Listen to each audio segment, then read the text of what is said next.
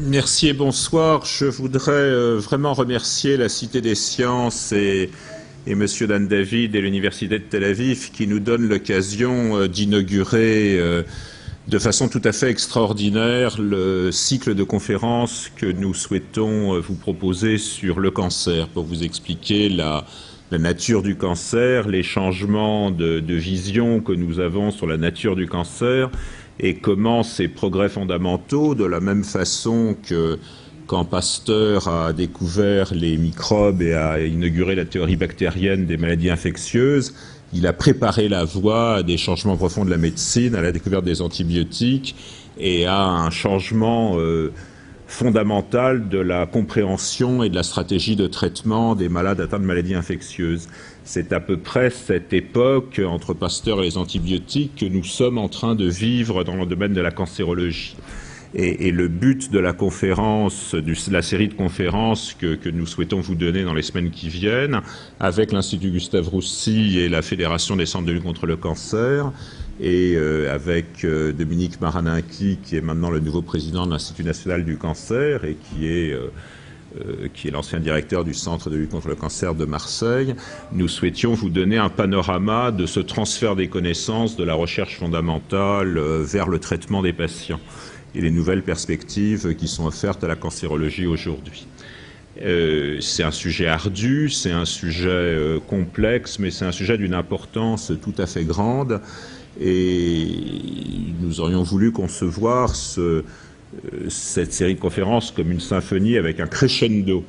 Alors le crescendo, malheureux, par l'opportunité du prix Dan David qui est heureux, c'est que le sommet et l'apothéose, le feu d'artifice, il arrive au début, puisque vous allez avoir le meilleur au début avec la présence de deux scientifiques de niveau international qui sont surtout, je crois, des modèles pour nous tous et des modèles pour la France, parce que vous allez voir ce cheminement extraordinaire qu'ils ont fait de l'étude des mécanismes les plus intimes du fonctionnement de la cellule normale et des fonctionnements de la cellule cancéreuse vers la conception de nouveaux modes de traitement complètement révolutionnaires qui vont, dans les prochaines années, changer à la fois la classification et la façon dont on fait le diagnostic de maladies cancéreuses et dont surtout on envisage le traitement des patients. Et l'un comme l'autre ont avec une constance ils ont l'air très jeunes, mais ils vont vous présenter environ 30 ans d'œuvres scientifiques l'un et l'autre. Et ce qui est tout à fait extraordinaire, c'est la façon dont, avec ténacité, ils sont passés d'un aspect extrêmement fondamental à l'aspect médical et aux applications pratiques de leur découverte. Et je voudrais très brièvement, parce qu'ils vont vous parler de choses peut-être un peu complexes, vous les situer dans leur importance scientifique, dans l'importance médicale, de la façon suivante. Le paradigme de la cancérologie du XXe siècle repose sur un instrument de découverte et de recherche fondamentale qui est le microscope. Et actuellement, c'est par le microscope qu'on décide si un malade a le cancer ou n'a pas le cancer, si une lésion est bénigne ou maligne. Et la classification des tumeurs repose essentiellement sur l'avis de l'anatomopathologiste qui, sur l'aspect microscopique des cellules, l'organisation des tissus, dira s'il s'agit ou non d'un cancer et dira quel type de cancer est en question et orientera la thérapeutique de cette façon-là. Donc finalement, l'architecture de la connaissance en cancérologie au cours du XXe siècle s'est traduite autour de ce microscope qui a permis des gros progrès dans la classification, dans la compréhension, dans le traitement des cancers. Mais nous sentons tous aujourd'hui les limites de cette approche et de cette classification. Nous avons obtenu un certain nombre de résultats. On guérit actuellement plus d'un malade sur deux atteint de cancer, mais le pathologiste qui regarde ses lames est capable de classer un cancer, mais n'est pas capable de dire s'il va vivre 6 mois ou s'il va vivre 20 ans. Il n'est pas capable de dire s'il va y avoir ou non des métastases. Il n'est pas capable de dire s'il va répondre aux différentes voies thérapeutiques, s'il récidivera après la chirurgie, s'il récidivera après la radiothérapie ou s'il répondra à la chimiothérapie. Et pourtant, ce sont ces questions que nous voudrions savoir. Et donc, nous assistons à un changement de paradigme qui est lié à la connaissance du génome. Sur la diapositive suivante, où on considère maintenant le cancer comme une succession d'événements génétiques, d'altérations des gènes. Et ces gènes jouent des fonctions normales, sont les gènes qui régulent normalement les divisions cellulaires, comme des accélérateurs ou comme des freins normaux, comme dans le moteur d'une voiture, de la division cellulaire. Et la progression d'un tissu normal vers un tissu, vers une tumeur bénigne, puis une tumeur de plus en plus importante, puis une tumeur maligne, puis une tumeur très agressive donnant lieu à des métastases, dépend de l'addition d'événements génétiques successifs qu'il s'agit d'identifier. Et l'idée, le rêve des biologistes à l'heure actuelle, c'est d'attribuer à chacune de ces étapes de la progression vers une tumeur maligne et de plus en plus maligne un événement génétique particulier. Et je crois que le travail tout à fait extraordinaire qu'ont réalisé les professeurs John Mandelson et Joseph Schlesinger, il est dans le domaine suivant. Sur la diapositive suivante, je voudrais vous faire comprendre qu'en 25 ans, ce qui a changé le plus, ce n'est pas malheureusement le traitement du cancer, c'est la compréhension des mécanismes normaux de fonctionnement de la cellule cancéreuse. Quand on enseignait la biologie des cellules normales, en 1975, les connaissances étaient très brèves. Vous voyez, on disait les cellules, c'est quelque chose de plus ou moins rond, avec une membrane autour de ces cellules. Il y a un noyau qui contient l'ADN, les gènes, et qui contrôle les divisions cellulaires et la division d'une cellule en deux cellules. Et c'est probablement ce qui est atteint dans le cancer. Et puis entre les deux, il y a un cytoplasme dont on ne sait pas très bien de quoi il est constitué. Et voilà ce qui, en 1975, représentait l'essentiel des connaissances en biologie cellulaire. Actuellement, sur la dernière diapositive, vous voyez qu'on est, voilà la cellule telle qu'on la voit maintenant, et on est maintenant dans une explosion de nouvelles cibles, de nouvelles protéines, de nouveaux produits de gènes, et finalement, le plus grand des progrès, c'est qu'on a compris de façon extraordinaire le fonctionnement de la cellule normale. Et en particulier, on a compris comment la membrane de la cellule, ce qui entoure la cellule, ancre un certain nombre de récepteurs qui permettent à la cellule de communiquer avec l'extérieur, et en particulier avec des facteurs de croissance. Le professeur Joseph Schlesinger, dont je parlerai en premier, a une carrière tout à fait étonnante entre Israël et les États-Unis. Il a été un va-et-vient entre ces deux pays. Et il a commencé par un aspect extrêmement fondamental, parce que c'est lui qui a décrit la structure et l'aspect biologique d'un de ces récepteurs de membrane qui s'appelle le récepteur de l'EGF. Et c'est le récepteur, il vous l'expliquera, des cellules épithéliales. L'épithélium, c'est ce qui recouvre la peau et surtout les muqueuses de la bouche, de la sphère ORL, des bronches et du tube digestif, et c'est ce qui est le plus souvent atteint par le cancer. Et ces cellules, normalement, la prolifération de ces cellules est contrôlée par un facteur de croissance qui s'appelle l'épidermal growth factor, ou EGF, et le récepteur à la surface des cellules, qui s'appelle l'EGF récepteur, c'est le travail et l'œuvre de Joseph Schlesinger. Joseph Schlesinger a compris que normalement ce récepteur traverse la membrane, il a un domaine à l'extérieur de la cellule qui lie ce facteur de croissance et qui, dans une cellule normale, lorsque le facteur de croissance est là, modifie sa conformation, modifie sa forme en se polymérisant avec d'autres, avec des équivalents de ce récepteur, et modifie la forme de son domaine intracytoplasmique, modifie la forme de la partie du récepteur qui est dans la membrane. Et en faisant cette modification conformationnelle, il démasque une activité enzymatique qui est une activité kinase, une activité de phosphorylation. Et en déclenchant cette modification, il va transmettre une cascade d'événements qui vont permettre d'alerter la cellule de proche en proche à travers le cytoplasme jusqu'au noyau et donner un signal d'activation de certains gènes. Et la cellule recevra un signal d'activation de la prolifération des cellules cancéreuses, des cellules normales, en fonction de la présence ou de l'absence du facteur de croissance. Par contre, quand le facteur n'est pas là, quand il est absent, quand les cellules ne reçoivent pas le signal de prolifération, elles arrêtent de proliférer et elles sont au repos. Le propre d'une cellule cancéreuse, et Joseph Schlesinger l'a bien montré, c'est que ce récepteur est anormal dans beaucoup de cas et va en permanence subir une modification, souvent liée à une mutation, qui va modifier la fonction de ce récepteur et qui va le rendre en permanence activé. Il va devenir un faux messager, et que le facteur de croissance soit présent ou non, il transmettra en permanence un signal d'activation cellulaire. Et c'est vraiment la force et la grandeur du travail de Joseph Schlesinger, c'est d'avoir montré l'importance de cette activité kinase dans l'activation d'une cellule normale et comment elle peut être déréglée dans une cellule cancéreuse. S'il y a de tout à fait étonnant dans cette aventure, qui serait déjà très belle sur le plan scientifique, c'est que le professeur Schlesinger a voulu aller plus loin, et avec un de ses collaborateurs qui s'appelle le professeur Ulrich, il a voulu essayer de comprendre les mécanismes de la fonction enzymatique ainsi démasquée par le récepteur, et essayer d'inventer des nouveaux médicaments qui allaient inhiber cette fonction, et qui se révèle. Il a créé d'ailleurs pour montrer son esprit international entre Israël et les États-Unis, son esprit d'entreprise, puisqu'il a fondé une compagnie qui s'appelle Sudgen, et le S c'est pour Schlesinger et le U pour Ulrich. Et cette compagnie a commencé à inventer des médicaments capables de cibler ce récepteur de l'EGF, et certains d'entre eux se révèlent des médicaments très prometteurs dans le traitement du cancer. Elle en dira quelques mots.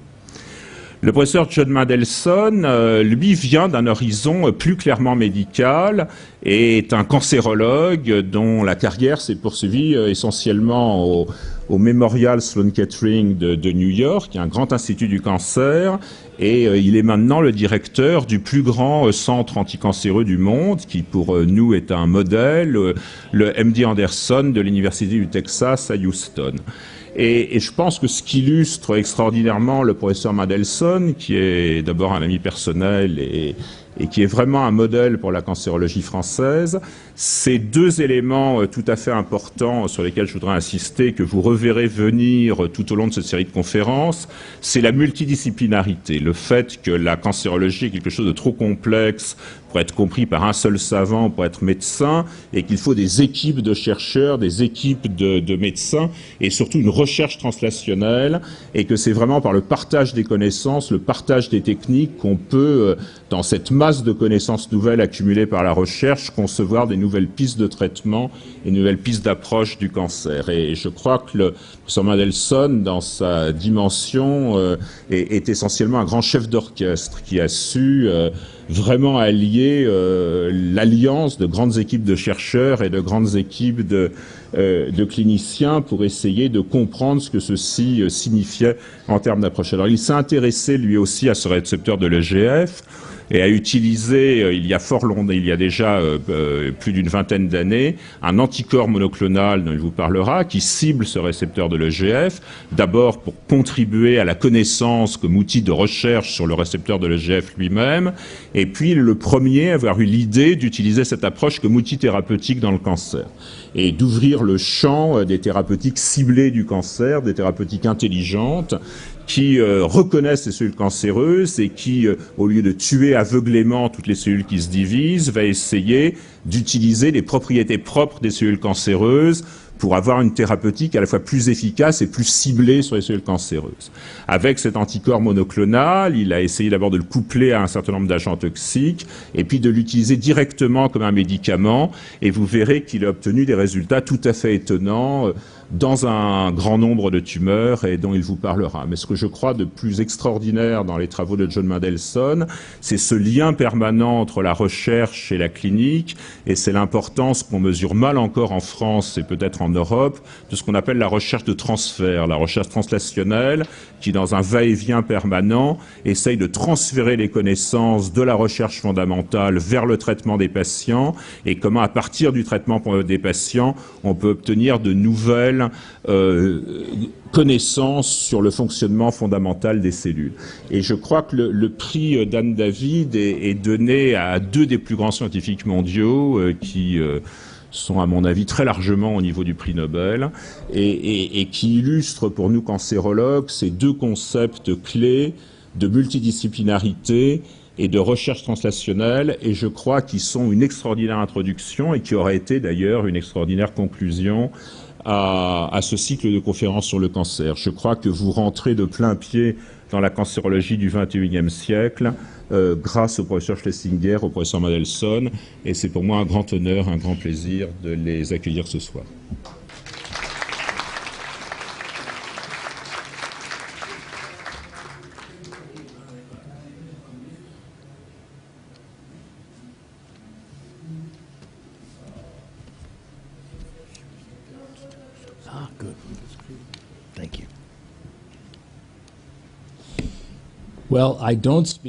Alors moi non plus, je ne parle pas français, je m'exprimerai donc en anglais. C'est un immense plaisir de me retrouver ici, un an après avoir reçu le prix avec le docteur Schlesinger. Un immense plaisir donc de vous présenter un bref résumé, parce que je suppose que vous n'étiez pas en Israël l'année dernière lors de cette cérémonie. Donc un aperçu du travail que j'ai réalisé avec mes collègues, et puis je passerai quelque temps à vous décrire cette collaboration, cette recherche ciblée dont le professeur Thomas Thurs nous a parlé dans son intervention. Alors, on parle de la personnalisation de la thérapeutique du cancer, et sur sa diapo, vous avez vu toutes sortes de gènes et de produits de gènes. Dans chaque cancer, vous n'aurez que 4 ou 5 gènes qui seront anormaux. Ils ne seront pas tous anormaux. Vous avez une centaine de gènes sur la dernière diapo. En réalité, il n'y a que 4 ou 5 gènes anormaux qui interviennent dans chaque cancer, et c'est ceux-là qui sont visés, patient par patient, cancer par cancer. Vous aurez des différences même pour un même cancer d'un patient à l'autre. Alors, j'ai reçu des royalties grâce au traitement que j'ai inventé avec mes collaborateurs, le C225, qui s'appelle également Surbatex. Mais bon, ça n'est pas à des fins financières, bien entendu, que ce travail est réalisé. À mon sens, le travail va plus loin. Je vais passer à la diapo suivante. Alors, pourquoi cette démarche en 1980? À l'époque, il n'y avait pas de traitement pour ce type de cancer. Le professeur Gordon Cito et moi-même à l'université de San Diego, en Californie, nous savions, comme l'a souligné le Dr Thurs, que l'EGF régule la croissance des cellules en se liant à des récepteurs. Alors, comment ça fonctionne? Tout le monde sait comment fonctionne une voiture. Vous mettez la clé dans le start-up, dans le démarrage, et puis la voiture démarre quand vous mettez le contact. Et lorsque vous enlevez la clé du contact, eh bien, la voiture s'arrête. Alors, lorsque le facteur de croissance EGF se lie à un récepteur, donc ça, c'est en quelque sorte le point d'ancrage, il envoie un signal, non pas électrique, mais chimique, qui déclenche le fonctionnement de la cellule, qui déclenche ses activités. Alors, lorsque vous enlevez ce TGF, à moins que le récepteur est anormal, que le contact soit anormal, eh bien, l'activité de division s'arrête.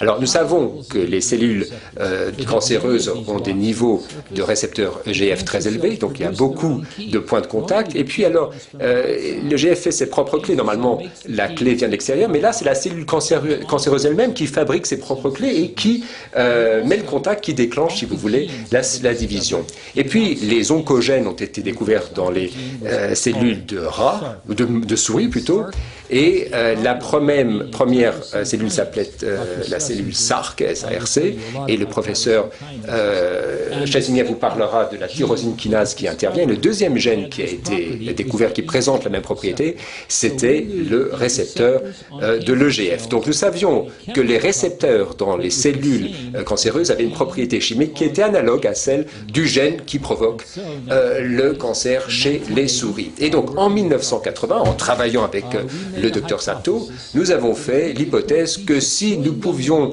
mettre un bout de chewing-gum dans, si vous voulez, le point de contact dans la serrure pour empêcher la clé d'y entrer, eh bien, on pourrait empêcher la division de la serrure. Alors, le chewing-gum, c'est un anticorps. Nous avons créé un anticorps qui, lorsqu'il se lie à la serrure, empêche à la clé d'entrer dans la serrure, ou plutôt dans le point de contact, et donc de déclencher la division de la cellule. Alors ici, c'est un schéma. Vous voyez la membrane cellulaire, vous avez la partie du récepteur qui est en dehors de la cellule et la partie qui se trouve à l'intérieur de la cellule. Vous avez l'EGF qui est ici, vous avez votre anticorps qui bloque l'EGF, qui ne peut pas donc activer le récepteur.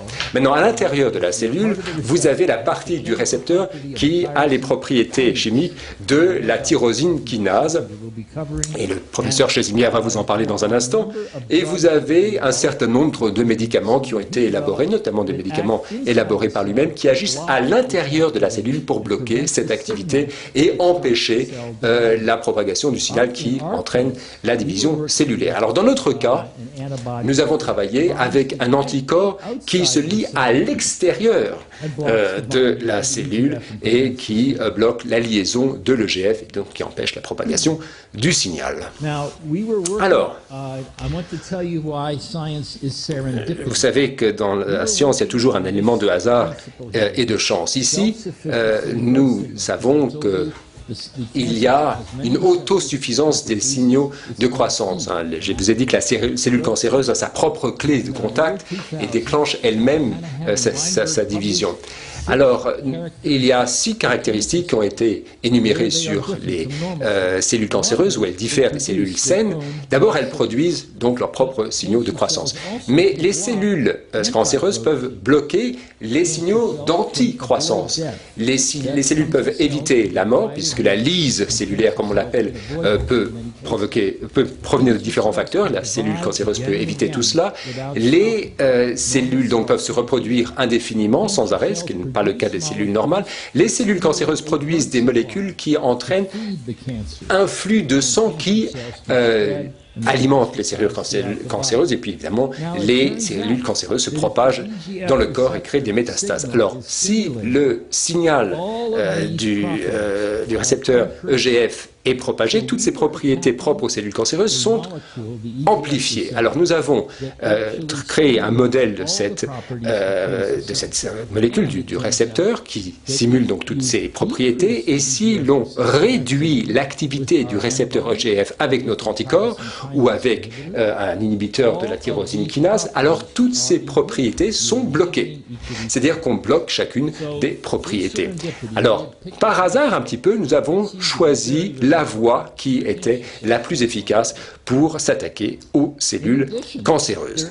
Et puis en plus, d'autres phénomènes se produisent lorsqu'il y a une inhibition du récepteur EGF. D'abord, vous avez un blocage, une inhibition de la réparation de l'ADN lorsque la chimiothérapie ou la radiothérapie a endommagé la cellule. C'est-à-dire que vous avez la cellule cancéreuse qui est tuée, elle essaye de se réparer, mais si vous bloquez le récepteur, eh bien vous bloquez la réparation de la cellule cancéreuse. Alors, c'est l'anticorps que nous avons créé qui bloque le récepteur, et cet anticorps peut créer une réponse immunitaire dans la cellule. Et puis, nous avons démontré que lorsque on a une combinaison de chimiothérapie ou de radiothérapie pour bloquer le récepteur EGF avec un anticorps, cette combinaison améliore la réponse contre la tumeur. Et sur cette diapo, vous avez un exemple de cela. Donc ça, vous avez en nombre de jours ce qui se passe, et vous avez la taille d'une tumeur humaine dans une souris.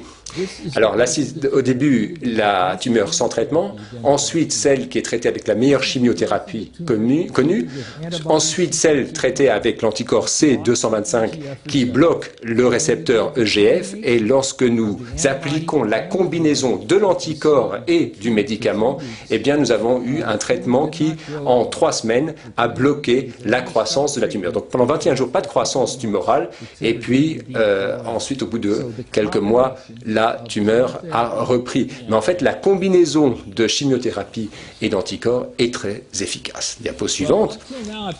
Je vous ai parlé de ce qui s'est passé dans mon laboratoire. Maintenant, pour faire sortir un médicament, il faut un vrai laboratoire pharmaceutique, il faut des sociétés de biotechnologie, aussi bien que pharmaceutiques. Donc, en 1985, Hybritech a obtenu une licence de ce médicament auprès de l'Université de Californie, qui est propriétaire du médicament, et a investi $10 millions à peu près pour fabriquer l'anticorps, en testant la toxicologie, en travaillant avec la FDA américaine, et en 1989, a mené les premiers essais au centre de cancer, au Memorial Sloan Center où je travaille. Alors, dans cet essai clinique, on applique ça chez un malade, donc c'était la toute première fois qu'un inhibiteur du récepteur avait été appliqué à un malade, et c'était la toute première fois qu'un inhibiteur de la tyrosine kinase avait été administrée à un malade, et c'est la raison pour laquelle je suis devant vous aujourd'hui pour vous parler de cela, car environ un tiers de tous les médicaments anticancéreux utilisent ce mécanisme, et c'était la première fois qu'on l'essayait. Alors la première chose la plus importante que nous ayons apprise de cette étude, c'était que ce traitement n'était pas toxique. C'est-à-dire que chacune des cellules dans votre corps a des récepteurs EGF. Les cellules cancéreuses sont tributaires de ces récepteurs. Je dis qu'ils fabriquent leur propre clé de contact. Eh bien, nous avons pu démontrer que lorsqu'on marquait l'anticorps, il pouvait atteindre la tumeur. C'était essentiellement des cancers du poumon. On voyait donc les cancers du poumon chez ces malades et nous pouvions administrer une dose suffisante pour couvrir tous les récepteurs sur les cellules cancéreuses. Malheureusement, les malades construisent des anticorps, fabriquent des anticorps contre cet anticorps, justement, c'est un anticorps de souris, un anticorps d'anticorps, et vous avez eu ainsi la création d'un anticorps humain qui avait été inventé, dont l'invention a été financée par l'Institut du cancer américain. Bon, on avait progressé, on pensait avoir beaucoup progressé, mais ce qu'il faut se rappeler en recherche, c'est qu'il se passe toujours des choses indépendantes de votre volonté. Et en 1990, il y avait un certain scepticisme sur les anticorps monoclinaux. Aujourd'hui, la quasi-totalité de ces médicaments sont basés sur ces anticorps, mais à l'époque, il n'y avait aucun traitement approuvé qui faisait intervenir les anticorps, et en particulier les anticorps monoclonaux. Mais on mettait surtout l'accent sur la fabrication des petites molécules, dont M. Schlesinger vous donnera un exemple, qui agissent sur l'intérieur de la cellule plutôt que l'extérieur. Et puis autre chose, Ibritech, qui avait donc la licence de ces médicaments, a vendu sa société à Lilly, un laboratoire pharmaceutique qui ne s'est pas intéressé à la question. Donc pendant 4 ans, rien ne s'est passé. Et c'était évidemment très frustrant pour tout le monde. En 1993, j'ai commencé à parler de ce traitement avec une entreprise qui s'appelle ImClone, et ImClone a acquis la licence pour l'anticlone, l'anticorps, elle a acquis auprès de l'Université de Californie, et elle a été rejointe par Bristol Myers Squibb et qui a mené différentes études supplémentaires. Tout d'abord, ça a été la première démonstration dans un essai clinique qu'un récepteur ou un inhibiteur de kinase peut inverser la résistance à la chimiothérapie chez les patients. Ça a été une étude essentielle. Ensuite, il y a une étude très importante qui a permis d'accélérer l'approbation du médicament par la FDA. Cela montre la recherche que l'on a fait au sein de notre institut, où l'on combine la chimiothérapie avec le cetuximab, qui est l'anticorps. Et ici, il y a une collaboration avec le laboratoire Merck. On a collaboré avec Ibritech, Lilly, ImClone, BMS et Merck, 5 différents laboratoires qui ont été impliqués pour traiter tous les patients. Et dans ce cas, on traitait des patients qui souffraient de cancer du rectum et on a mesuré le taux de croissance de la tumeur. Dans 2 tiers des cas, on a ajouté du cetuximab à la chimiothérapie, et dans 1 tiers des cas, on a donné seulement du cetuximab. Et on peut voir que le taux de réponse partielle était 2 fois plus haut chez les patients qui recevaient la combinaison chimio plus médicaments que chez ceux qui étaient traités par monothérapie. Et chez les patients qui étaient traînés, on a vu une stabilisation, voire une régression de la tumeur pour ceux qui recevaient la combinaison, et dans 33% des cas, eh bien, il y avait une régression, une stabilisation dans le cas de la monothérapie. Et c'est comme cela que l'on a été amené à utiliser le cetuximab dans le traitement du cancer colorectal. Comme le docteur Thurs l'a présenté, il y a de nombreux cancers qui dépendent qui sont traités par radiothérapie, et si on les a traités par radiothérapie avec ou sans le cetuximab, c'était dans le cas d'un cancer tête de cou localement avancé. Ici, on passe vraiment à la partie supérieure du corps, on parle du cancer tête de cou. C'était l'étude pivot pour l'approbation par la FDA, et ceux qui recevaient la monothérapie, on voit la courbe de survie à 6, 12, 18 mois, et on voit qu'à 18 mois, seulement 40% survivaient. alors que ceux qui recevaient la combinaison radiothérapie plus C225 survivaient plus longtemps. Et au bout de 30 mois, lorsqu'il n'y avait que 50% lorsqu'il n'y a que 50% de taux de survie, de probabilité de survie, eh bien, on a doublé la longueur de survie pour les médicaments qui recevaient la combinaison par rapport à la monothérapie. Et c'est pour cela qu'on a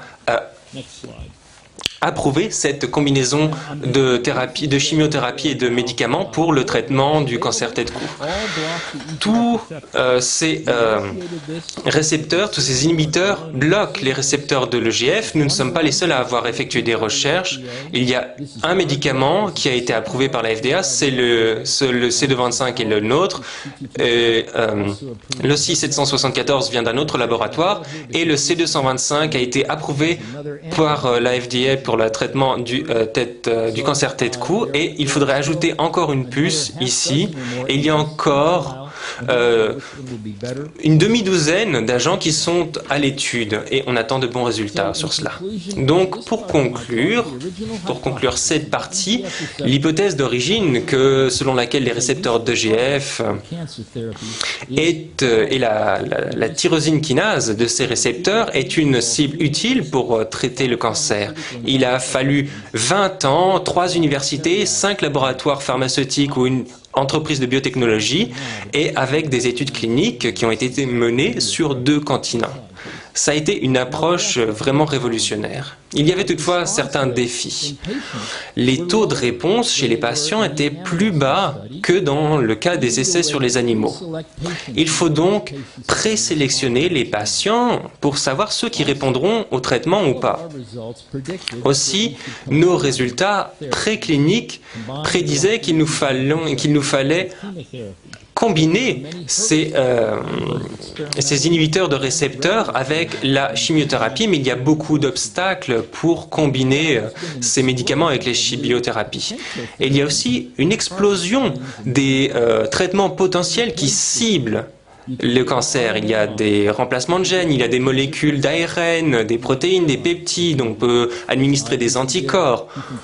On peut apprendre aux globules blancs à cibler, à aller tuer les tumeurs, à cibler les molécules que le Dr Thurs a décrites. Il y a beaucoup d'options thérapeutiques à choisir. Notre objectif est d'avoir un traitement du cancer personnalisé, que dans chaque cas de cancer, il y a 4 ou 5 gènes qui sont en cause. Et il faut aller bien au-delà de l'étude anatomo-pathologique. Il faut étudier quels gènes sont anormaux chez chaque patient. Il faut apprendre quelles sont les cibles moléculaires qui sont à la base de la cancérogénèse et de la croissance du cancer. Il y en a souvent 5 tels gènes. Il faut développer des médicaments spécifiques qui vont inhiber chacune de ces cibles. Ensuite, il faut identifier les patients qui possèdent ces cibles dans leur propre tumeur. Et ensuite, il faut les traiter avec une combinaison de médicaments qui sont dosés suffisamment pour inhiber les cibles cancéreuses, mais qui ne soient pas toxiques pour les patients. Et il faut aussi identifier en amont quels sont les patients qui répondent au traitement pour, le cas échéant, arrêter le traitement s'ils ne répondent pas. Ici, on voit, je suis allé voir l'équipe enseignante du centre MD Anderson et nous avons identifié 6 domaines pour cibler notre programme de recherche. Il y a la recherche de transfert et ce que nous voulons faire, c'est identifier et traiter le cancer. Je vais vous parler de ces 6 domaines de recherche. Tout d'abord, nous nous sommes concentrés sur les métastases et l'interaction entre la tumeur et les tissus sains qui l'entourent. Parce que quand une tumeur croît, il lui faut un apport de sang. Et si l'on empêche l'apport de sang, on tue la tumeur. C'est ce qui se passe lorsqu'on a une attaque, un AVC. On empêche le sang d'arriver au cerveau et le cerveau, les cellules cérébrales meurent et on perd des fonctions cérébrales. Il faut donc cibler les vaisseaux sanguins qui approvisionnent la tumeur et pas la tumeur elle-même. Ici, on s'est rendu compte que le C225, l'anticorps que je décrivais, est efficace contre l'approvisionnement en sang. C'est une xénogreffe de tumeur humaine chez une souris. Ici, en rouge, on voit les vaisseaux sanguins et en vert, les cellules cancéreuses mortes. Et on a traité ces cellules avec du C225 et le gemcitabine, et on peut voir que dans la thérapie combinée, il y a beaucoup de taches vertes de cellules mortes. Ici, on voit, dans la partie qui est étiquetée C225, on voit une section d'un vaisseau sanguin. Ici, on voit l'intérieur, l'extérieur, et ici, on voit en vert les cellules cancéreuses mortes, et en jaune, on voit les cellules sanguines, les cellules de vaisseaux sanguins qui sont en train de mourir, et le C225 tue les cellules du vaisseau sanguin. Et ici, on peut voir des vaisseaux sanguins morts et des cellules cancéreuses mortes. Donc, avec ces anticorps monoclonaux, on ne tue pas seulement les vaisseaux sanguins, mais si l'on combine cela avec la chimiothérapie, on arrive à tuer les vaisseaux sanguins et les cellules cancéreuses. Ensuite, on s'est concentré sur les réponses immunitaires. Et nous créerons de nouvelles approches immunologiques pour le traitement du cancer. Ici, la cible, c'est une attaque immunitaire contre des molécules uniques qui sont présentes à la surface des cellules cancéreuses. Et Jeff Meldrum, à notre centre, y est arrivé. Cela fait plus de 100 ans qu'on essaie de le faire. Il a trouvé une molécule, PR1, qui est à l'intérieur des globules blancs. Mais lorsque les globules blancs deviennent des cellules, se mutent et deviennent pour devenir des cellules leucémiques, eh bien, il n'y a plus de reconnaissance des nouveaux récepteurs à la surface des cellules cancéreuses. Et dans 66% des cas, il y a eu une réponse immunitaire au vaccin, à ces récepteurs qui sont à la surface des cellules leucémiques. Et dans 42% des cas, il n'y a pas eu de réponse. Mais chez ceux qui ont eu une réponse immunitaire contre ce peptide, voici ce qui s'est passé. 3 ont été en rémission complète, 3 en rémission partielle, 6 en rémission moléculaire et 9 en rémission continue. Ce sont tous ces patients sur les 34 qui, après 2 ans, ont pu éliminer ces cellules leucémiques après le traitement au vaccin peptidique. Nous sommes fiers de ce travail de Jeffrey Meldrum. Nous n'avons mené cette étude que sur 66 patients. Il y a une entreprise qui a acquis la licence de ce vaccin peptidique et qui mène une étude dans de différents sites qui portent sur des centaines de patients pour voir si l'on peut reproduire les résultats. Mais ici, on peut se vacciner contre le cancer et on pourra voir ce que cela apporte. Ensuite, nous avons décidé de nous concentrer sur les marqueurs moléculaires. Qu'est-ce qu'un marqueur moléculaire? Tous les hommes savent ce que c'est qu'un test PSA. C'est une molécule qui est à la surface des cellules prostatiques. Et lorsqu'une cellule prostatique devient maligne, eh bien, elle libère du PSA dans le sang, dans le flux sanguin, et on peut faire un examen sanguin. Et si l'on a un haut taux sanguin de PSA, on a probablement un cancer de la prostate. On pourrait faire un test PSA pour tous les types de cancers. On pourrait faire un test sanguin et on pourrait dire vous avez un risque de cancer du cerveau, un risque de cancer pancréatique, un risque de cancer colorectal et les traiter précocement. Et si l'on détecte précocement eh bien, ces cancers, on peut les guérir. Et ce serait magnifique d'avoir de tels tests de détection de marqueurs moléculaires et cela permettra de prévoir la présence du cancer et de prévoir la probabilité de réponse au traitement. Ici, on peut voir comment l'on développe ces tests. Ici, on voit le blanc de 2 femmes normales. C'est un spectrogramme de masse. Mais je ne vais pas vous expliquer ce que c'est un spectrogramme de masse, mais chacune de ces lignes représente une molécule protéique dans le sang. Et on peut voir que ces 2 femmes normales ont une barre très sombre ici. C'est une protéine. Et dans les 2 cas du bas, ce sont les cas de femmes avec un cancer des ovaires. Ici, on voit encore cette barre sombre, mais tout le monde dans cette salle peut voir qu'il y a une barre de plus. Et lorsqu'il y a... eh bien, on ne voit pas cette barre chez les femmes normales. Et ici, c'est un marqueur du cancer des ovaires. Ce que l'on veut faire, c'est étudier les femmes saines, 4000 femmes saines, étudiées sur 10 ans, et on peut voir si ces femmes, si 6 d'entre elles, par exemple, vont développer un cancer des ovaires. Et ici, avant même que l'on puisse détecter à l'examen physique le cancer, on peut avoir une détection précoce du cancer et on mène de telles expériences pour avoir une détection précoce du cancer. On va sauter au prochain domaine. La prochaine cible, à MD Anderson, cela utilise l'imagerie biomédicale. Nous collaborons avec General Electric et d'autres centres scientifiques et l'État du Texas, et nous menons des PET scans, des tomographies par émission de positrons, et d'autres dispositifs d'imagerie pour étudier le cancer. Voilà comment cela fonctionne. Ici, on voit un PET scanner et un tomographe, un scanner normal.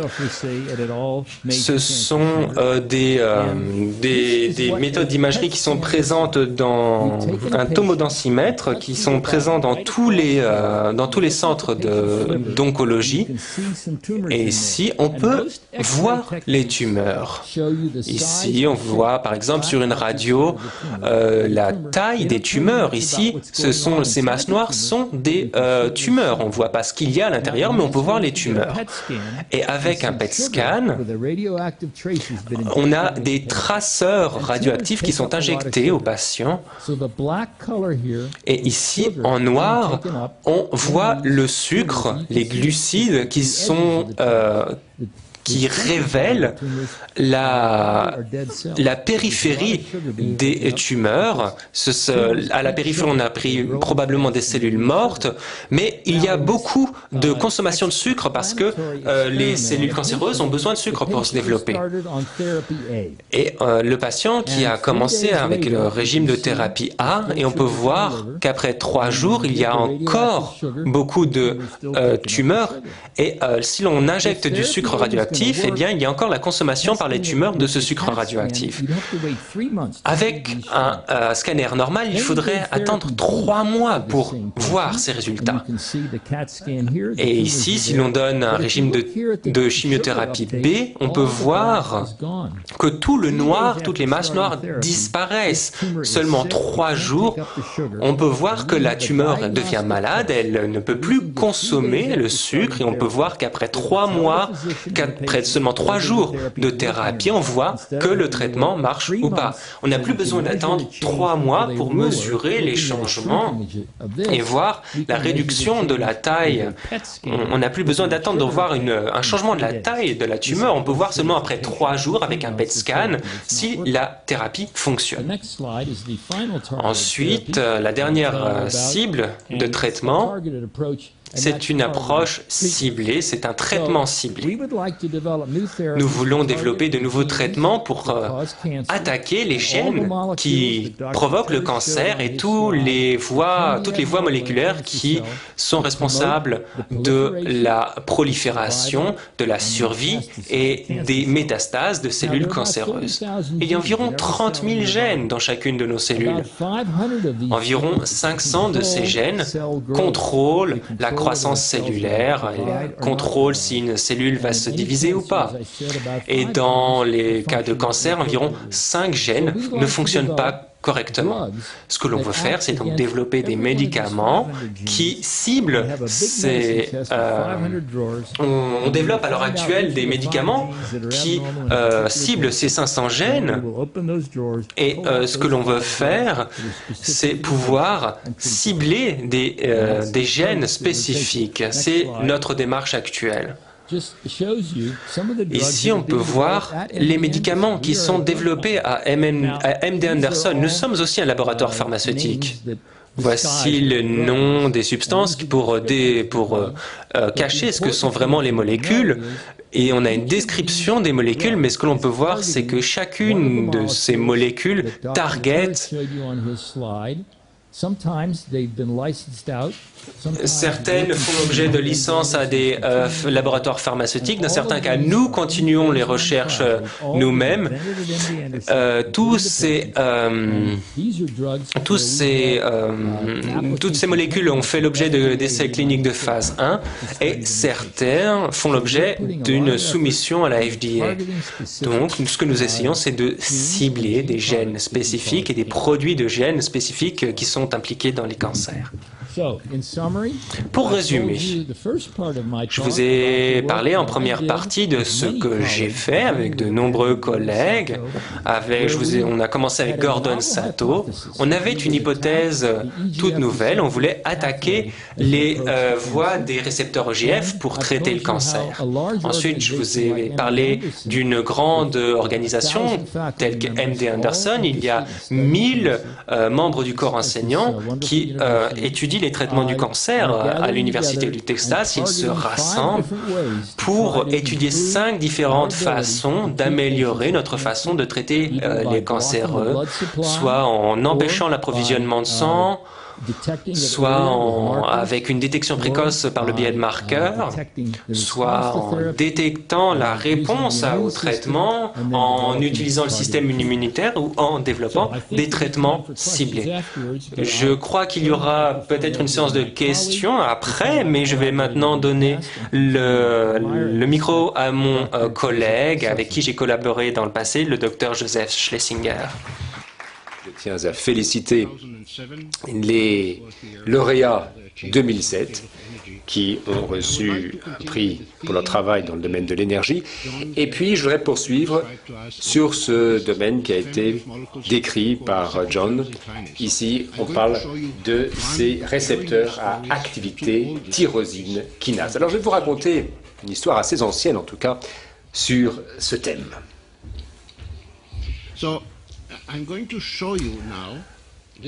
Tout d'abord, et là c'est quelque chose qui n'a pas encore été publié, l'un de ces récepteurs, décrit par John, eh bien, nous en avons une image moléculaire réelle. Il ne s'agit pas d'un modèle, il s'agit bel et bien d'une image moléculaire atomique de cette molécule, donc, et on voit comment elle se lie à d'autres molécules, on voit comment le fonctionnement de cette molécule est activé, et sur la base de notre connaissance, nous pouvons développer de nouvelles stratégies pour bloquer ce récepteur dans le cas du cancer ou d'autres maladies. Alors, l'historique d'abord d'un médicament qui a été développé par Sugen, dont a parlé John ainsi d'ailleurs que le président, médicament qui a été élaboré pour 2 types de cancers. Et puis, je vous présenterai de nouvelles stratégies pour la découverte de médicaments qui nous présenteront de nouvelles variétés de médicaments au cours du siècle, et notamment pour le traitement de maladies telles que les mélanomes.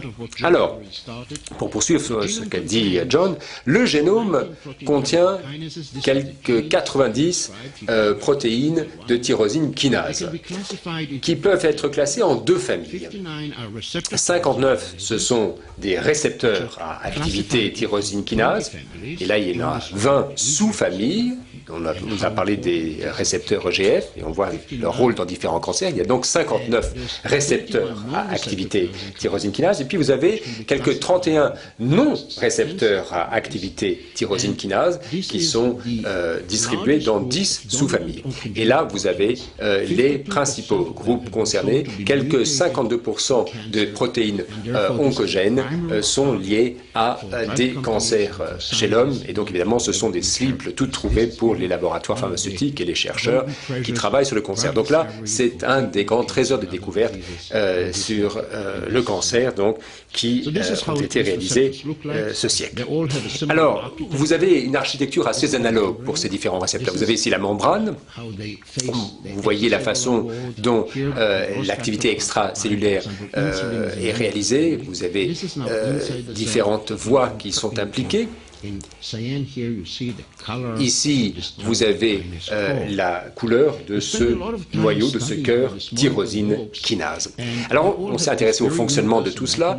Il y a des mécanismes assez universels.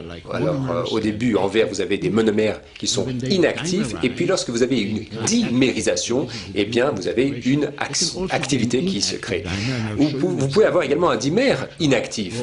On en a un exemple, je vous présenterai tout à l'heure à quoi ressemble un dimère inactif. Alors, la fonction du ligand, c'est de provoquer l'activation de cette molécule, et bien souvent, c'est quand ce processus est détraqué que vous avez un cancer. C'est ce que vous racontez, John, tout à l'heure. Et c'est pour ça que les anticorps sont importants, parce que dans certains cas, vous pouvez empêcher la liaison du ligand et donc le fonctionnement anormal de la cellule. Alors, je vais vous parler de ce qu'on appelle le récepteur de cellules souches, le SCF. Alors, ce récepteur est codé par un gène dit murin plutôt, qui est un gène très connu, qui et son ligand, par contre, est codé par le facteur de cellules souches, le SCF. Alors, vous avez quelque chose d'analogue à ce que vous a raconté John tout à l'heure. Vous avez ici la clé de contact, avec le contact lui-même et la clé, et il faut ces deux éléments pour provoquer le développement des cellules hématopoïétiques, certaines cellules intestinales également et certaines gamètes ont besoin de ce facteur pour se multiplier. Alors, vous avez des cellules qui sont non pigmentées qui interviennent là-dedans, et lorsque vous avez des mutations qui sont anormales, c'est celles qui sont liées à certains cancers, vous avez ce phénomène souvent chez l'homme. C'est quelque chose d'assez étonnant. Ce que je vais vous dire, c'est que les gènes qui provoquent le cancer sont nécessaires pour beaucoup d'activités normales. Et on voit que notamment la pigmentation des cellules. Si vous avez une mutation chez l'homme, bien souvent, vous avez ici cette dépigmentation sur le front ou sur le ventre de cette jeune fille, et vous avez la même mutation chez la souris qui est associée au même phénotype. Donc vous avez entre les hommes et les souris des réactions analogues. Donc là, on regarde quels sont les éléments qui vont inactiver ces transformations.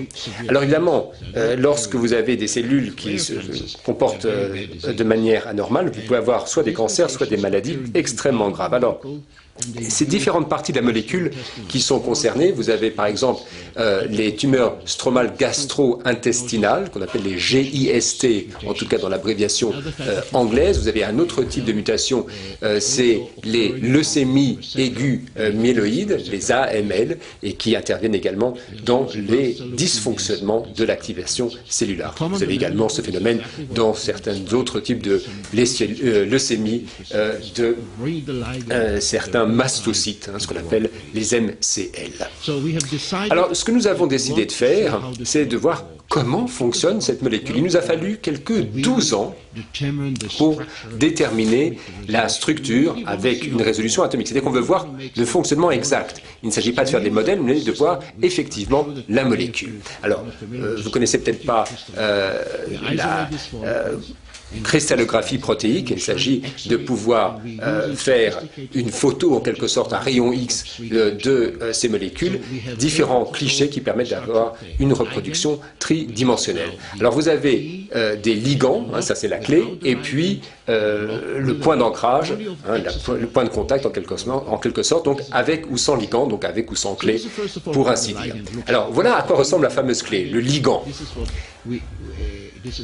Alors, c'est une vue du ligand qui a deux protomères identiques, associés l'un à l'autre, et ils font partie d'une famille de ligands très analogues qui activent des récepteurs. Vous avez une unité qui est la même dans tous ces cas. Alors, cette animation en 3D vous montre un petit peu à quoi ça ressemble, et vous voyez que lorsque le récepteur est activé, eh bien ce dimmer va réunir deux récepteurs, et c'est ce qui va déclencher l'activation. Alors, ça c'est le modèle, mais je vais vous présenter la chose réelle, et c'est la première fois qu'on voit ce qui se passe dans le domaine extracellulaire, c'est-à-dire que vous avez la clé et le point de contact, la clé et la serrure pour ainsi dire ensemble, et ça on peut le voir en 3 dimensions.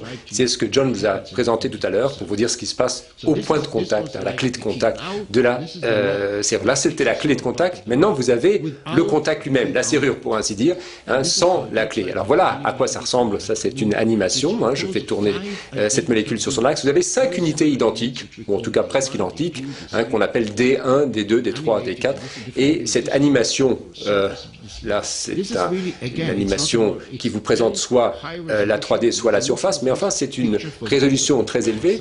Alors pour ceux d'entre vous qui sont scientifiques, cet objet ne mesure que 2,1 angstrom, c'est tout petit, mais c'est une reproduction réelle de ce à quoi ressemblent ces molécules en réalité. Donc c'est le point d'ancrage avant l'arrivée du ligand, c'est à cela que ça ressemble en réalité. Ce n'est pas un modèle, c'est véritablement une reproduction de la réalité. Alors on s'est servi plutôt de dimères extracellulaires pour rassembler deux molécules. Voilà à quoi cela ressemble lorsque les deux molécules sont réunies. Vous avez le ligand qui les réunit, et ce sont donc deux molécules rassemblées, deux molécules protéiques, et vous avez les molécules décrites par John qui peuvent bloquer l'interaction que vous avez ici. Mais voici un phénomène auquel on ne s'attendait pas. Vous avez la liaison du ligand, bien entendu, mais vous avez en plus de cela deux régions qui se rapprochent et qui donne un changement assez étonnant. Et c'est ça, c'est l'une des phénomènes, un des phénomènes extraordinaires qui intervient dans l'activation des récepteurs. Mais j'y reviens dans un instant. D'abord, à quoi ressemble la liaison du ligand, Là, on a une résolution de 2,5 angstrom, encore une fois. C'est des choses très petites. Alors, vous avez le ligand, vous avez évidemment un calcul informatique qui vous permet de voir tout cela.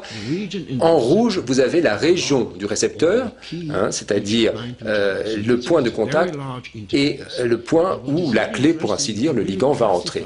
Et on peut classer en différentes régions, ce qu'on appelle les sites 1, site 2 et site 3, les points de contact, et on peut créer par exemple des antagonistes moléculaires. Alors ça prend du temps de tout classifier parce que c'était des interfaces assez complexes. Il y a beaucoup de points de contact, mais enfin, on peut calculer tout cela et voir quels seront les antagonistes. Une fois qu'on sait comment fonctionne la molécule, on peut voir de nouvelles façons de traiter un petit peu la situation, et là, ça peut être extrêmement utile dans le cas d'un traitement. Mais alors, ce qui est important ici, c'est que vous avez un changement conformationnel lié justement au ligand, à la présence de la liaison du ligand, et qui intervient dans les domaines dits D4 et D5. Alors à quoi ça ressemble? Je vais vous expliquer. On prend deux récepteurs, on les rapproche et on compare leur structure à celle du dimère. Alors lorsqu'on rapproche les deux molécules, ces deux régions vont se retrouver d'abord ici à gauche, dans l'ombre en quelque sorte, mais lorsqu'il y a dimérisation en réalité, eh bien vous avez cette transition et maintenant cette distance, au lieu d'être de 75 angstroms, elle n'est plus que de 15 angstroms. Il y a un rapprochement spectaculaire et là c'est une vue en coupe en quelque sorte, il est au-dessus et à côté une vue du dessus.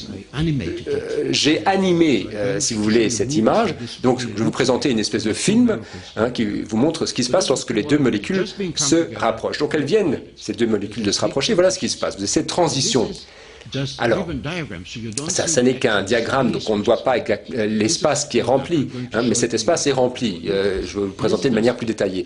Mais vous avez ici une coupe transversale, et ça, on voit ce qui se passe vu de la membrane, c'est-à-dire d'en dessous, et on va voir l'interaction maintenant entre les deux molécules. Alors, c'est des transitions importantes, puisqu'on passe d'un écart de 75 angstroms à seulement 15 angstroms. Un rapprochement spectaculaire. Et maintenant, si on s'intéresse de près à cette interface. Ça, c'est une image à très haute résolution.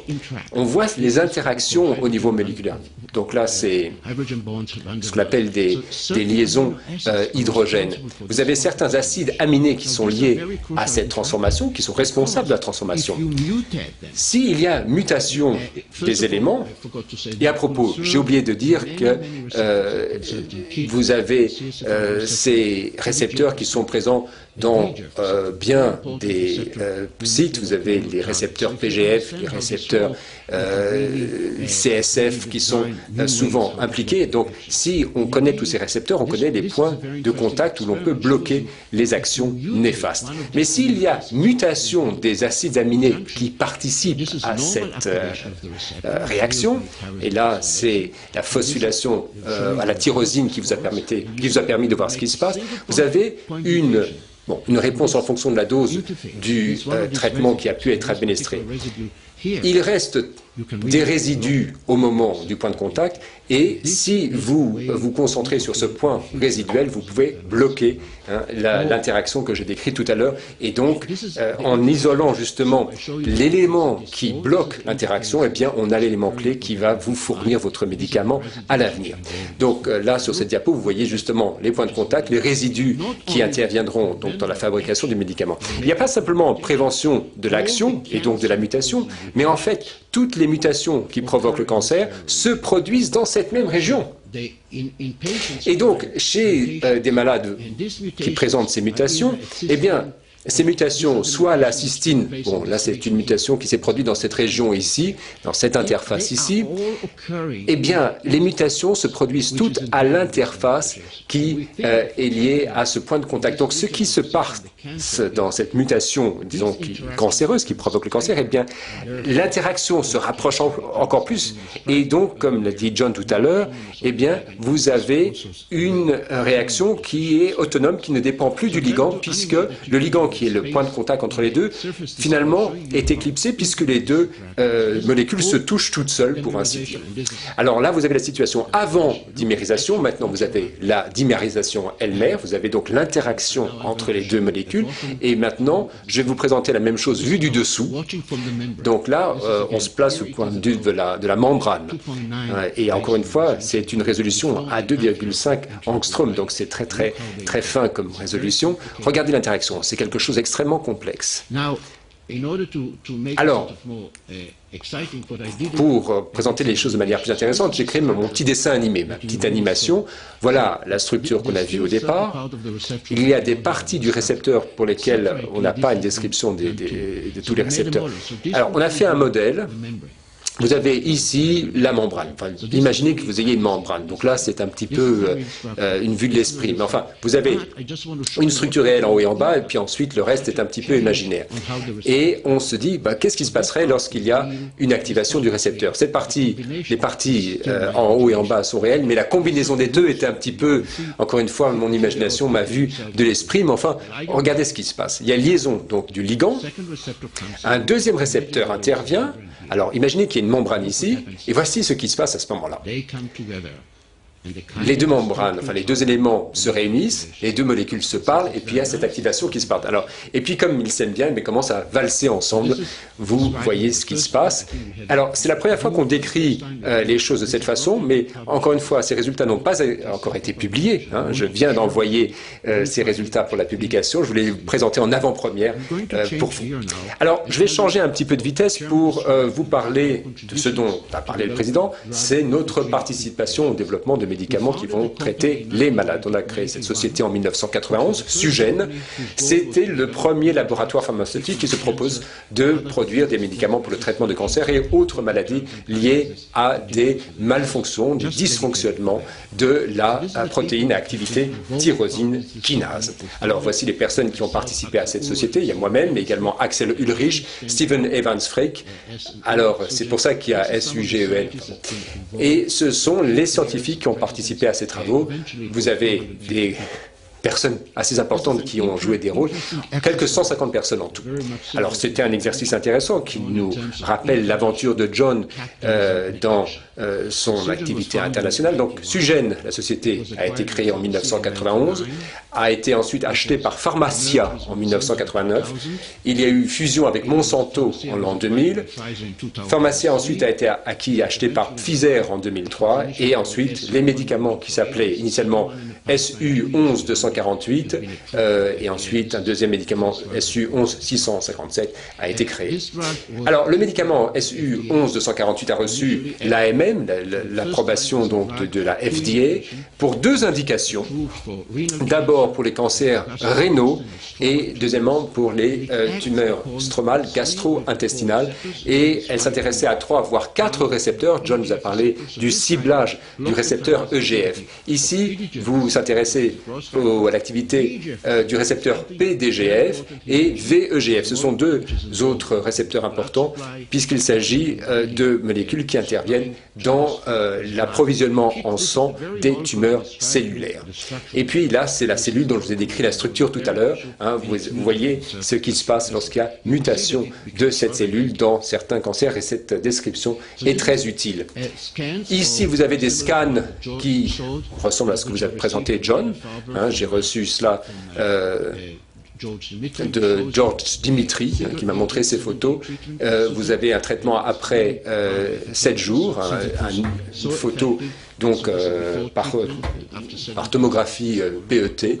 On voit ce qui se passe dans un tissu sain du cœur et des reins, par comparaison avec ce qui se passe chez des tissus malades. On voit que les malades, grâce au traitement, avaient très bien réagi. Le médicament a été vite approuvé, en quelque sorte, par la FDA. Alors, ce qui est intéressant ici, c'est que la molécule qui est bloquée ici participe aux mélanocytes. On voit notamment que les cheveux deviennent gris. Ce n'est pas que les oncologues qui ont constaté cela, mais lorsqu'on traite ces malades, eh bien, on voit régulièrement des cheveux blancs gris qui apparaissent chez les malades traités. Puis alors, lorsque le traitement s'arrête, eh bien, les cheveux se repigmentent. Alors, dans la mesure où il y a une migration des mélanocytes, on peut voir que dans la couleur du cheveu, lorsque le patient est traité, s'il y a réaction ou non. Ici, vous avez le malade qui a pris du Sutent, ensuite qui ne l'a pas pris. Donc, on voit les cheveux qui deviennent blancs,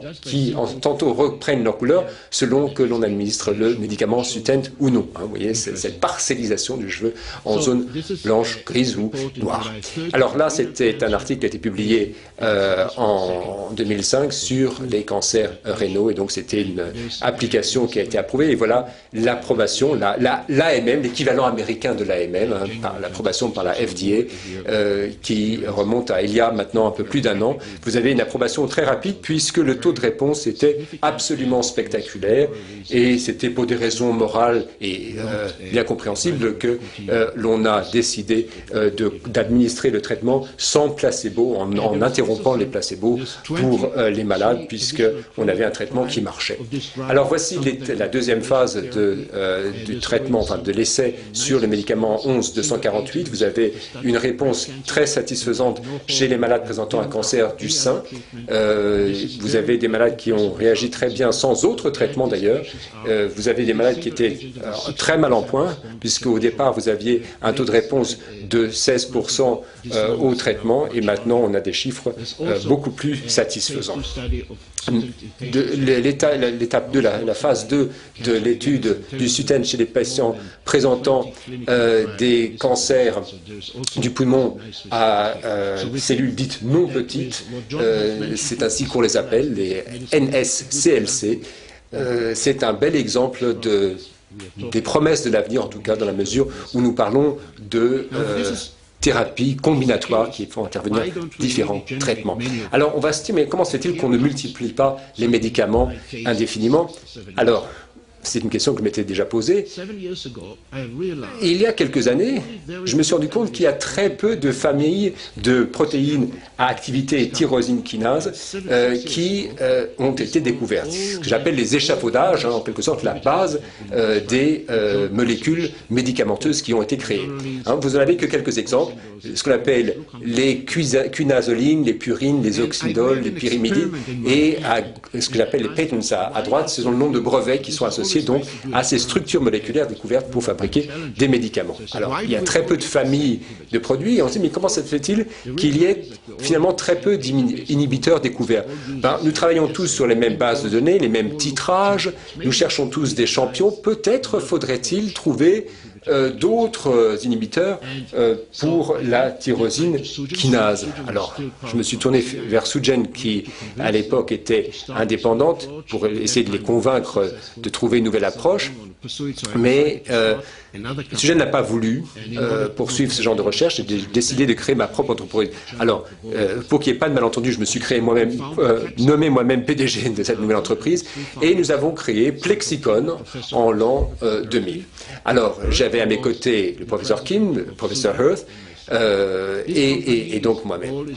Et le but était de créer des médicaments basés sur ce que j'appelle les échafaudages, puisque c'était en quelque sorte la base fondatrice du médicament. L'idée était de créer par une analyse cristallographique, de créer donc des nouveaux médicaments destinés au traitement du cancer. Mais je vais vous donner quand même un exemple du cancer. Il y avait d'autres maladies aussi, diabète, etc., et des maladies métaboliques qui étaient également étudiés. Donc voici les trois fondateurs du groupe, les scientifiques, disons, qui étaient au cœur des découvertes, des personnes de Sugen qui m'ont rejoint ensuite. Maintenant, nous avons quelques 75 employés et le siège de la société est à Berkeley, en Californie. Au lieu d'essayer de trouver des champions, comme tout le monde, nous avons décidé de trouver des faibles.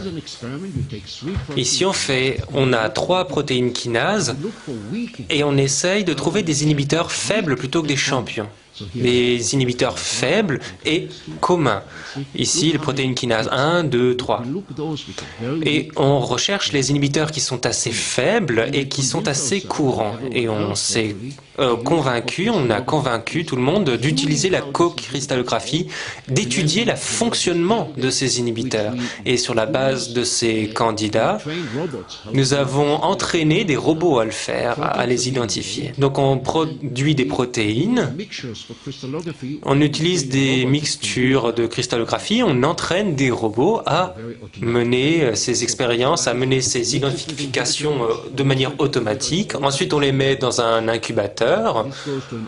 Ensuite, cela va dans un système d'imagerie automatisé qui dit ceci, c'est un cristal. Ici, l'humain revient dans le processus, on étudie par un microscope et voilà comment, à quoi ces inhibiteurs ressemblent. Ici, ce n'est pas un modèle, encore une fois, c'est une véritable image de cet inhibiteur de protéines kinase. Ici, on voit une combinaison très faible. Ici, c'est un échafaudage. Il y a une petite poche à l'intérieur. Ici, il y a une charge positive, une charge négative. Et on peut modifier l'affinité de l'inhibiteur avec les molécules. On a une liaison un peu plus étroite. On peut ajouter encore un autre inhibiteur pour renforcer la liaison. Je vous ai montré comment cela fonctionne pour un type de cancer qui n'a aucun traitement pour l'instant.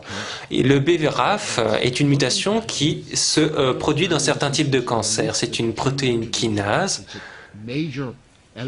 C'est un élément majeur de la signalisation qui mute et cette mutation fait que la protéine est activée. Et cette protéine kinase est mutée dans 66% des mélanomes métastasés, dans 36% des carcinomes thyroïdiens et dans 10% des carcinomes du côlon. Donc ce que l'on veut faire, c'est tu crées une molécule qui cible cette forme moléculaire du récepteur. Et c'est ce que l'on a fait ici. On voit le pronostic vital très faible de ces patients par rapport à ceux qui avaient un RAF normal. La mortalité est vraiment extrême ici. Et on a utilisé donc cette démarche. Voici les produits chimiques, les molécules, et Roche nous a racheté cette molécule pour plusieurs millions de dollars. Et ici, on peut créer des substances. Il y a une série de substances qui se lient au BRAF dans certains sites d'affinité et qui agissent comme inhibiteurs. Nous comprenons comment cela fonctionne parce qu'on a une vue moléculaire de la combinaison de ces inhibiteurs dans la molécule mutée par rapport à la molécule non mutée. Ici, c'est une vue non détaillée, vous n'êtes pas des experts, je vais simplement vous expliquer. Ici, on a la kinase active, celle qui est dans les cellules cancéreuses, et ici, une cellule inactive dans les cellules normales. Il y a des différences très subtiles, mais ces différences mineures créent une différence d'un facteur de 24 ou 70 de la probabilité de cancer. Et ici, on voit une condition où le médicament agit surtout sur la forme mutée. Ici, ce sont des xénogreffes de tumeurs du côlon sur des souris et on peut voir la réponse des tumeurs par rapport aux produits qui sont disponibles sur le marché. Et ici, on peut voir que c'est et aussi la réponse à la substance, on peut voir que c'est une substance qui est très sélective. Elle est en phase 1 pour contre les mélanomes et les cancers colorectaux. Et on l'a revendu pour 706 millions de dollars au laboratoire Roche. En résumé, je vous ai présenté un résumé et les concepts fondamentaux. Ici, j'ai repris ce que John a dit. Je vous ai montré pour la toute première fois, et c'est vraiment révolutionnaire, comment on peut prendre des images de ces molécules qui ont muté dans les cellules cancéreuses, et on peut voir comment la serrure se lie avec la clé, et on peut voir comment les récepteurs sont activés. Je vous ai donné l'historique de la découverte du Sutent et de l'historique de Sugen. Et comment ce médicament est un médicament de thérapie primaire contre les cancers gastro-intestinaux et cancers rénaux. Et je vous ai montré les nouvelles démarches, les nouvelles stratégies pour découvrir des médicaments contre plusieurs maladies, pas seulement le cancer. Et je vous ai montré le cas d'une molécule qui agit contre le BRAF, le BRAF, c'est une molécule mutée dans certains cas de cancer du côlon. Donc, on ne s'attaque pas simplement au cancer. Ici, je reprends ce que John Meldeson a dit, on parle de médecine personnalisée. On s'attaque sélectivement aux mutations individuelles dans chacun des patients. Ici, voici les différentes personnes qui ont été impliquées, Yarden Opatowski et Plexicon, avec 75 personnes, qui a été créé en 2000 et qui a découvert ce nouveau médicament. Voici la nouvelle entrée de l'école de médecine à l'université de Yale. Ici, la bibliothèque historique de l'université de Yale. Et voici les récepteurs qui dansent sur leur membrane. Je vous remercie.